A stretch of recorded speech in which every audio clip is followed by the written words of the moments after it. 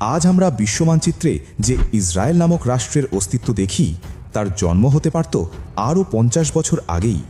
কিন্তু কেন তা সম্ভব হয়নি? কারণ বিশ্ব রাজনীতির সেই উত্তাল দাবার বোর্ডে তখন পাহাড়ের মতো অটল দাঁড়িয়েছিলেন এমন একজন মানুষ, যিনি একাই রুখে দিয়েছিলেন সমগ্র পশ্চিমা বিশ্বের নীল নকশাকে। 150 মিলিয়ন ব্রিটিশ পাউন্ড স্বর্ণ, আজকের বাজারের হিসেবে যার মূল্য কয়েক লক্ষ কোটি টাকা। এই পাহাড় সম অর্থের প্রস্তাব নিয়ে জায়নবাদী ইহুদি নেতারা গিয়েছিলেন তার দরবারে। তাদের দাবি ছিল মাত্র একটি: ফিলিস্তিনের পবিত্র ভূমিতে ইহুদিদের জন্য সামান্য এক টুকরো জায়গা দিন, বিনিময়ে আমরা আপনার ঋণে জর্জরিত অটোমান সাম্রাজ্যের প্রতিটি পয়সা শোধ করে দেব।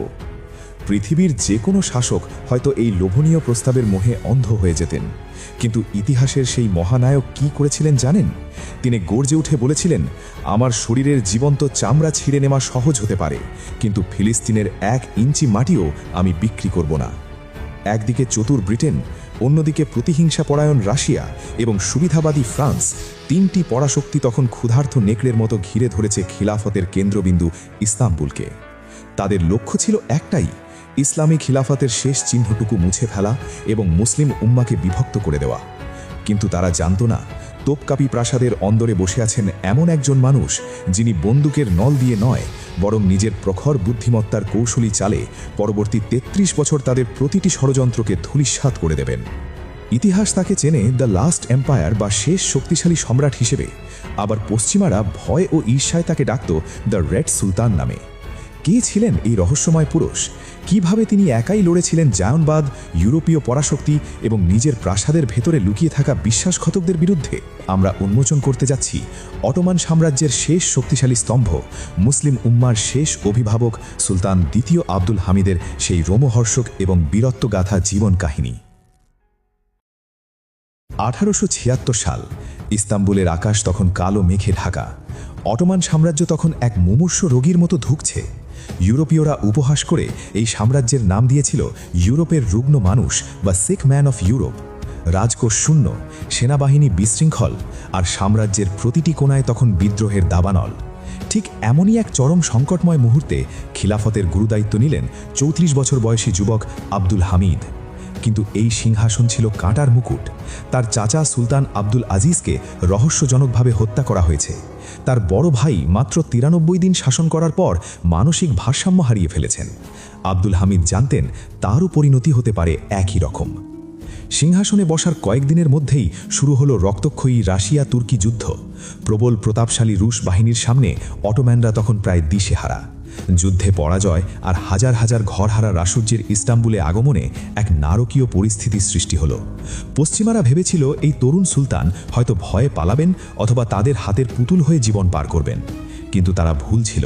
তারা জানত না এই শান্ত চোখের মানুষটির ভেতরে লুকিয়ে আছে এক তীক্ষ্ণ ধীশক্তিসম্পন্ন রাজনীতিবিদ। সুলতান বুঝতে পেরেছিলেন কেবল তলোয়ার দিয়ে এই ভঙ্গুর সাম্রাজ্য রক্ষা করা সম্ভব নয়। এখন প্রয়োজন ইস্পাত কঠিন ধৈর্য আর রাজনৈতিক প্রজ্ঞা। তিনি শুরু করলেন ইতিহাসের এক নতুন খেলা, এমন এক খেলা যেখানে তিনি একাই প্রতিপক্ষ হয়ে দাঁড়ালেন সারা বিশ্বের বিরুদ্ধে। সুলতান আব্দুল হামিদ ছিলেন আধুনিক তুরস্কের প্রকৃত রূপকার। তিনি জানতেন ইউরোপের সাথে পাল্লা দিতে হলে আধুনিক শিক্ষার কোনো বিকল্প নেই। তাই তিনি সাম্রাজ্য জুড়ে প্রতিষ্ঠা করলেন হাজার হাজার স্কুল, কলেজ এবং বিশ্ববিদ্যালয়। আজ আমরা যে আধুনিক তুরস্কের অবকাঠামো দেখি তার ভিত্তিপ্রস্তর স্থাপন করেছিলেন স্বয়ং এই সম্রাট। কিন্তু তার সবচেয়ে বড় অস্ত্র ছিল তার ইন্টেলিজেন্স সার্ভিস বা গোয়েন্দা বাহিনী। ইস্তাম্বুলের কফি শপ থেকে শুরু করে লন্ডনের রাজদরবার, কোথাও এমন কোনো জায়গা ছিল না যেখানে সুলতানের গুপ্তচর ছিল না।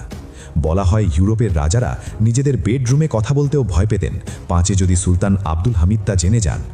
তিনি ছিলেন ভিন্ন ধাঁচের মানুষ। একদিকে তিনি ছিলেন ধার্মিক খলিফা, অন্যদিকে তিনি ছিলেন রহস্য আর গোয়েন্দা উপন্যাসের দারুণ অনুরাগী। প্রাসাদের ভেতরে বসেই তিনি সুদূর আরবের মরুভূমি কিংবা বলকান পাহাড়ের বিদ্রোহের খবর রাখতেন। তিনি উপলব্ধি করেছিলেন যোগাযোগ ব্যবস্থাই হল ক্ষমতার মূল চাবিকাঠি। তাই তিনি সমগ্র সাম্রাজ্যকে টেলিগ্রাফের জালে মুড়িয়ে দিলেন। পলক ফেলতেই ইস্তাম্বুলের রাজকীয় নির্দেশ পৌঁছে যেত সুদূর বাগদাদে। কিন্তু তার জীবনের সবচেয়ে উচ্চাভিলাষী এবং বিস্ময়কর প্রজেক্ট তখনও বাকি ছিল, যা বিশ্বকে তাক লাগিয়ে দেবে। সুলতান স্বপ্ন দেখলেন মুসলিম বিশ্বকে এক সুতোয় গাঁথার, আর সেই মিলনের সেতু ছিল হিজাজ রেলওয়ে। ইস্তাম্বুল থেকে পবিত্র মদিনা মুনব্বরা পর্যন্ত এক সুবিশাল রেল লাইন। ইউরোপীয় প্রকৌশলীরা বিদ্রুপ করে বলেছিল, উত্তপ্ত মরুভূমির বুকে রেল লাইন, এ অসম্ভব, বালু ঝরে সব কিছু বিলীন হয়ে যাবে। কিন্তু সুলতান দমে যাওয়ার পাত্র ছিলেন না। আত্মমর্যাদা রক্ষায় তিনি কোনো বিদেশি শক্তি থেকে এক আনা ঋণও গ্রহণ করেননি। তিনি ডাক দিলেন বিশ্ব মুসলিম উম্মাকে। হিন্দুস্থানের মুসলিম, আফ্রিকার মুসলিম কিংবা দূর এশিয়ার প্রান্তিক মুমিনরা যে যা পারল 2 হাত তুলে দান করল। তৈরি হলো এক অবিস্মরণীয় ইতিহাস। যে পথ পাড়ি দিতে হাজিদের মাসের পর মাস লাগত, যেখানে ছিল দস্যুদের ভয়, সেই পথ এখন পাড়ি দেওয়া সম্ভব হলো মাত্র কয়েক দিনে। যখন প্রথম ট্রেনটি মদিনার পবিত্র মাটি স্পর্শ করতে যাচ্ছিল, তখন সুলতান এক হৃদয়স্পর্শী নির্দেশ জারি করলেন। তিনি বললেন, মদিনার সীমানায় যখন ট্রেন প্রবেশ করবে, তখন রেল লাইনের নিচে যেন নরম কাপড় বা ফেল্ট বিছিয়ে দেওয়া হয়, যাতে ট্রেনের চাকার শব্দে আমার নবীজির রোজায় কোনো বেয়াদবি না হয়। ভাবুন একবার, কতটা গভীর ঈমানি ভালোবাসা থাকলে একজন শাসক এমন নির্দেশ দিতে পারেন। এই রেলওয়ে শুধু যাতায়াত নয়, এটি ছিল পশ্চিমাদের বিরুদ্ধে এক চপেটাঘাত। এটি প্রমাণ করেছিল সিখম্যান এখন আর অসুস্থ নয়, সে উঠে দাঁড়িয়েছে। এবার আসছি ইতিহাসের সেই সন্ধিক্ষণে, যা সুলতান আব্দুল হামিদকে ইতিহাসের পাতায় চিরস্মরণীয় করে রেখেছে। সময়টা 1901 সাল। জায়নবাদী আন্দোলনের মূল হোতা থিওডর হার্জেল এলেন সুলতানের দরবারে। উদ্দেশ্য ছিল অত্যন্ত ঘৃণ্য, ফিলিস্তিনের পবিত্র ভূমিতে ইহুদিদের জন্য একটি স্থায়ী বসতি স্থাপন করা। হার্জেল জানতেন অটোম্যান সাম্রাজ্য তখন বৈদেশিক ঋণের ভারে জর্জরিত। তিনি ধূর্ততার সাথে প্রস্তাব দিলেন, মহামান্য সুলতান, আপনি যদি আমাদের ফিলিস্তিনের এক টুকরো জমি দেন, তবে আমরা অটোম্যান সাম্রাজ্যের সমস্ত বৈদেশিক ঋণ, যা প্রায় 150 মিলিয়ন স্বর্ণমুদ্রা, তা মুহূর্তেই শোধ করে দেব। একবার কল্পনা করুন, একদিকে দেউলিয়া সাম্রাজ্য বাঁচানোর হাতছানি, অন্যদিকে মাত্র সামান্য এক টুকরো জমি। যে কোনো সাধারণ শাসক হয়তো নিজের ক্ষমতা টিকিয়ে রাখতেই প্রস্তাবে সাই দিতেন, কিন্তু সুলতান আব্দুল হামিদ, তিনি হার্জেলেতের চোখের দিকে তাকিয়ে বজ্রকণ্ঠে এমন এক কথা বললেন, যা আজও প্রতিটি স্বাধীনতাকামী মানুষের ধমনীতে রক্তস্রোত বাড়িয়ে দেয়। সুলতান বললেন, আমি আমার সাম্রাজ্যের 1 বিঘত জমিও বিক্রি করতে পারি না, কারণ এই ভূমি আমার ব্যক্তিগত সম্পত্তি নয়, এটি আমার মুসলিম উম্মার আমানত। আমার পূর্বপুরুষরা নিজেদের রক্ত দিয়ে এই সাম্রাজ্য গড়েছেন, আর আমরাও রক্ত দিয়েই তা রক্ষা করব। আমার শরীর থেকে জীবন্ত চামড়া ছিঁড়ে নেওয়া হতে পারে, কিন্তু ফিলিস্তিনকে আমি অটোম্যান দেহ থেকে বিচ্ছিন্ন হতে দেব না। এই ঐতিহাসিক প্রত্যাখ্যানই ছিল সুলতানের পতনের জন্য বাজানো চূড়ান্ত সতর্ক ঘণ্টা। পশ্চিমা শক্তিগুলো বুঝতে পেরেছিল, আব্দুল হামিদ যতদিন সিংহাসনে আসীন, ততদিন ফিলিস্তিনের 1 ইঞ্চি মাটি ছোঁয়াও তাদের জন্য দিবা স্বপ্ন। সরাসরি যুদ্ধে তাকে হারানো অসম্ভব জেনে তারা বেছে নিল ইতিহাসের সবচেয়ে পুরনো ও ভয়ঙ্কর পথ, অভ্যন্তরীণ বিশ্বাসঘাতকতা। তারা সাম্রাজ্যের ভেতরেই গোপনে 20 বৃক্ষের চারা রোপণ করল, জন্ম দিল ইয়াং টার্কস নামক এক চরমপন্থী সংগঠনের। আধুনিকতার, স্বাধীনতার চটকদার স্লোগানের আড়ালে তারা মূলত পশ্চিমা এজেন্ডা বাস্তবায়নে মরিয়া হয়ে উঠল। সুলতানকে জনগণের চোখে কলঙ্কিত করতে শুরু হলো ইতিহাসের নিকৃষ্টতম প্রোপাগ্যান্ডা বা মিথ্যা প্রচারণা। ইউরোপীয় সংবাদপত্রগুলোতে তাকে স্বৈরাচারী আর রক্তপিপাসু হিসেবে তুলে ধরা হলো। এমনকি খোদ ইস্তাম্বুলের সাধারণ মানুষের কানে বিষ ঢেলে দেওয়া হলো যে সুলতান নাকি দেশের উন্নয়ন বাধাগ্রস্ত করছেন। অথচ এই মানুষটি তিলে তিলে আধুনিক তুরস্কের অবকাঠামো গড়েছিলেন। কিন্তু মিথ্যার মায়াজাল এতই শক্তিশালী ছিল যে যাদের তিনি নিজের সন্তানের মতো স্নেহ করতেন, সেই সেনাবাহিনীর একটি বড় অংশই শেষ পর্যন্ত তার বিরুদ্ধে বিদ্রোহ ঘোষণা করল। 1908 সালে শুরু হওয়া সেই অস্থিরতা চুঙ্গে পৌঁছালো 1909 সালের এপ্রিলে, যা ইতিহাসে 31শে মার্চ ঘটনা হিসেবে পরিচিত।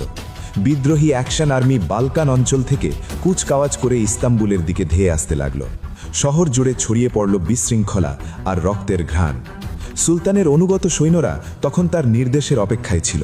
তিনি যদি একবার আঙুল উঁচু করে নির্দেশ দিতেন, তবে রাজপ্রাসাদের সামনেই বিদ্রোহীরা ধুলোয় মিশে যেত। কিন্তু ইতিহাসের সেই চরম মুহূর্তে দাঁড়িয়ে সুলতান কি করলেন জানেন? তার সেনাপতিরা যখন যুদ্ধের অনুমতি চাইল, সুলতান অশ্রুসিক্ত চোখে বললেন, আমি খালিফা, আমি কোনোদিন নিজের ক্ষমতার গদি বাঁচাতে একজন মুসলমানের বুকের রক্ত ঝরিয়ে ইস্তাম্বুলের মাটি লাল করতে দেব না। আমার সিংহাসনের চেয়েও মুসলিমের জীবনের দাম অনেক বেশি। অবশেষে সেই অভিশপ্ত রাত এলো। 1909 সালের 27শে এপ্রিল। এক গভীর অন্ধকার রাতে ইস্তাম্বুলের ইলদিজ প্রাসাদে এসে পৌঁছালো সেই বিষাদময় সংবাদ। একদল প্রতিনিধি দল এলো সুলতানকে পদচ্যুতির নোটিশ বা ফাতোয়া পড়ে শোনাতে। আর নিয়তির কি নির্মম পরিহাস দেখুন। যে ইহুদিদের ফিলিস্তিনে প্রবেশের পথ সুলতান চিরতরে বন্ধ করে দিয়েছিলেন, সেই প্রতিনিধি দলেই দম্ভের সাথে দাঁড়িয়েছিল ইমানুয়েল কারাসো নামক এক ইহুদি নেতা। একজন মুসলিম খলিফাকে তার নিজের প্রাসাদ থেকে বের করে দেওয়ার নোটিশ দিচ্ছে একজন জায়নবাদী। এর চেয়ে বড় অপমান আর কি হতে পারত? সুলতান অত্যন্ত শান্তভাবে পাহাড়ের মতো অবিচল থেকে সেই অপমান সহ্য করলেন। অসীম ধৈর্য নিয়ে তিনি সিংহাসন ত্যাগ করলেন। যে মানুষটি দীর্ঘ ৩৩ বছর ধরে বাঘের মতো বিশ্ব রাজনীতি শাসন করেছেন, তাকে সপরিমারে ইস্তাম্বুল থেকে অনেক দূরে বর্তমান গ্রিসের থেসালোনিকি নামক একটি শহরে নির্বাসনে পাঠানো হলো। একটি সাধারণ বাড়িতে তাকে রাখা হলো কড়া পাহারায়, যেখানে তার নিজের সাম্রাজ্যের কোনো খবর পৌঁছানো ছিল নিষিদ্ধ। নির্বাসিত জীবনে সুলতান ছিলেন বড্ড একা। তার জানালার ওপাশে তখন পড়েছিল সেই তার তিলে তিলে গড়া সেই মহিমান্বিত সাম্রাজ্য, যা এখন হায়েনাদের কামড়ে তাসের ঘরের মতো ভেঙে টুকরো টুকরো হয়ে যাচ্ছে। এরপর শুরু হলো প্রথম বিশ্বযুদ্ধ।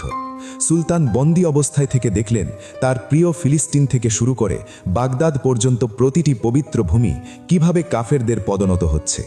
খিলাফতের সূর্য তখন ধীরে ধীরে অস্তমিত হওয়ার পথে এগিয়ে চলল।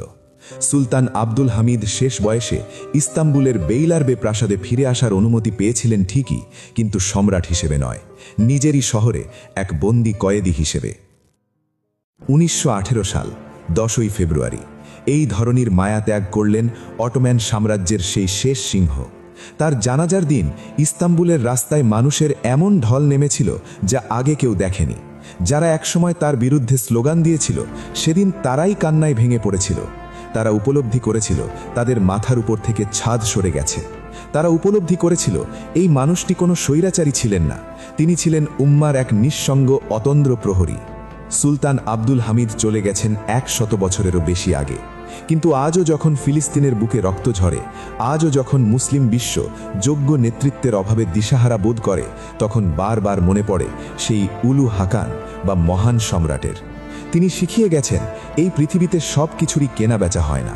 তিনি প্রমাণ করে গেছেন ঈমান আর আত্মমর্যাদা ১৫০ মিলিয়ন স্বর্ণমুদ্রার চেয়েও অনেক বেশি দামি। প্রিয় দর্শক, সুলতান আব্দুল হামিদের এই আত্মত্যাগ কি শেষ পর্যন্ত বৃথা যাবে, নাকি ইতিহাস আবার ফিরে আসবে আপনাদের হাত ধরে? আপনার মূল্যবান মতামত কমেন্টে জানাতে ভুলবেন না।